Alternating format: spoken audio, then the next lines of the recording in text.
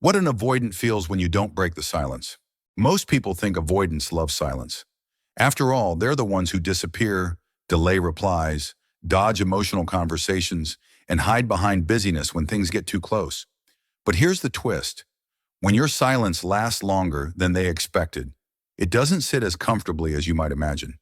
In fact, it can stir up a storm inside them. Avoidants are used to being the ones in control of emotional distance. They create space to protect themselves, but they do so expecting you to eventually bridge that gap. When you don't, it subtly shifts the power dynamic in ways they didn't prepare for. The silence they once used as a shield begins to feel like a mirror, reflecting back their own avoidance. And avoidants are not used to facing that mirror. At first, they might feel relief. Yes, relief. The moment you go quiet, they think, finally, the pressure is off. They can breathe again.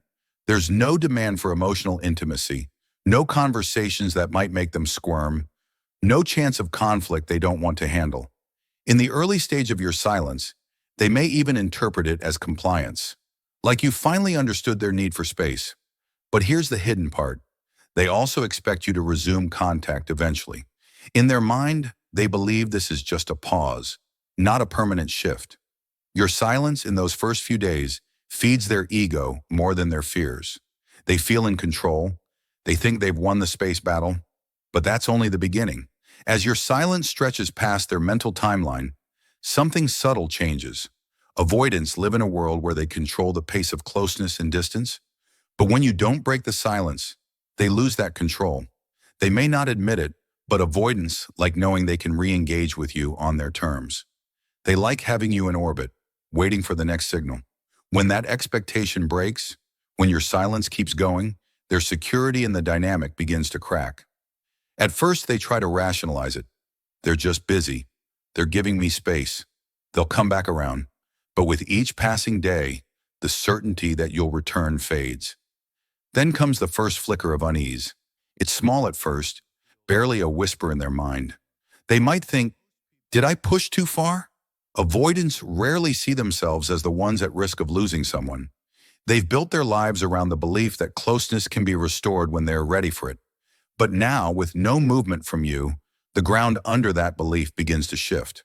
That's when they start doing subtle check-ins, viewing your stories, liking an old post, maybe sending a vague, just wondering how you're doing message masked as casual. They won't come out and say, I miss you, but those little breadcrumbs are the avoidant version of testing the water. When your silence remains steady, it does something most people never manage to do. It makes the avoidant feel your absence in a way that penetrates their emotional armor. Avoidants are experts at dulling their own emotional needs. They learned early in life that wanting too much gets you hurt, so they shrink those wants until they seem invisible. But your prolonged silence forces those wants into the open. They may start to feel a faint longing they can't quite name. The irony? They wanted space, but now that they have it, really have it, they're not sure they like it anymore. This is also when the mind games start, not necessarily as manipulation, but as a coping mechanism.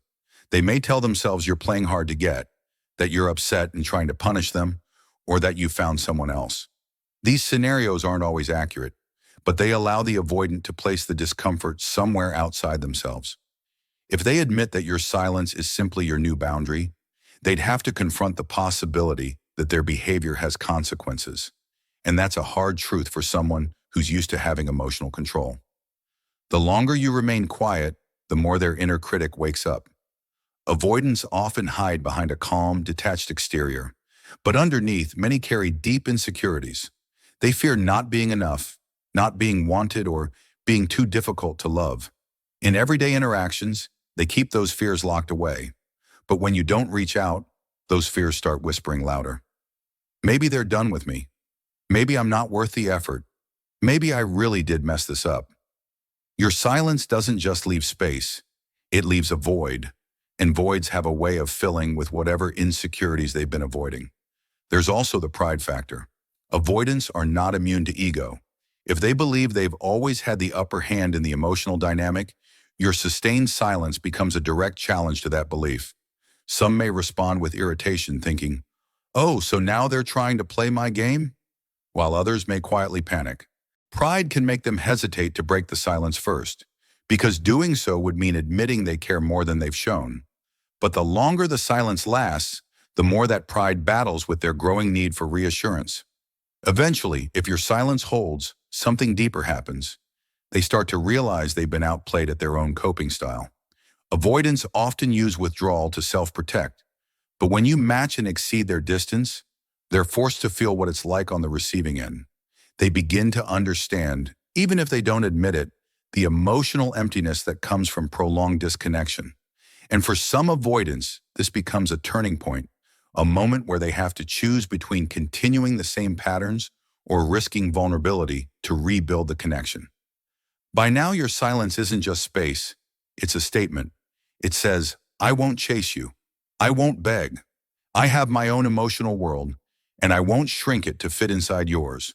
Whether consciously or not, avoidants begin to pick up on that energy. It's different from the silence that comes from anger or manipulation. It's the silence of someone who is truly at peace with letting go if necessary, and that, more than anything, can trigger both respect and fear in an avoidant. Respect because you've shown you can stand your ground without dramatics. Fear because they now understand that you can live without them. When avoidants feel this shift, some will attempt to re-engage, though it might come in understated ways. A casual text, a random meme, a sudden interest in something you're doing. These are often tests to see if the door is still open. But for others, the silence will push them into even deeper retreat, especially if they're not ready to face the emotional risks of reconnecting. Either way, you've changed the unspoken rules of the relationship. The fascinating thing is that your silence didn't change them. It revealed them. It brought to the surface emotions they usually keep buried: curiosity, insecurity, longing, even regret. It exposed how much of their control in relationships relies on the other person's willingness to close the gap. And it reminded them, perhaps for the first time, that distance is not a one-way street. If you're ever in this position, it's important to understand that staying silent isn't about punishing or manipulating. It's about shifting your focus from their behavior to your own self-respect. When an avoidant feels the weight of your absence more than they expected, it's not because you've won the game, because they've felt, for once, what it's like when their usual escape hatch leads to an empty room instead of someone waiting on the other side. And in that moment, whether they admit it or not, they know they've met someone who can't be controlled by silence. And remember, true wisdom isn't about controlling others, it's about mastering yourself. If you found value in this insight, give this video a like, share it with someone who needs to hear it, and subscribe to Philosophy Wisdom for more deep truths about love, life, and the human mind. Until next time, stay wise.